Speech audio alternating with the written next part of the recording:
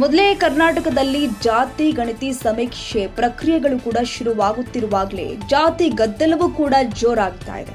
ಸರ್ಕಾರದ ಕೆಲವೊಂದಿಷ್ಟು ನಡೆಗಳನ್ನ ವಿಪಕ್ಷಗಳು ಕೂಡ ಎತ್ತಿ ತೋರಿಸಿ ವಿರೋಧ ಕೂಡ ಮಾಡ್ತಾ ಇದೆ.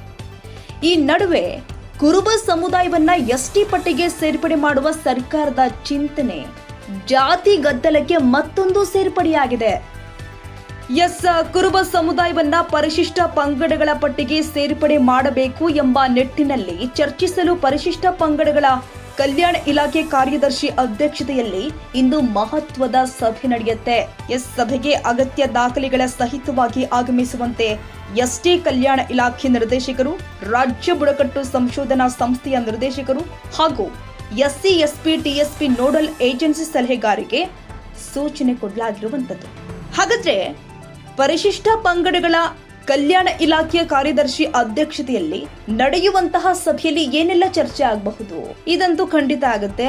ಕುರುಬ ಸಮುದಾಯವನ್ನ ಎಸ್ಟಿ ಪಟ್ಟಿಗೆ ಸೇರ್ಪಡೆ ಮಾಡೋದ್ರ ಕುರಿತಾಗಿ ಮಾತ್ರವಲ್ಲ, ಅಂದ್ರೆ ಇದೊಂದೇ ವಿಚಾರವಲ್ಲ.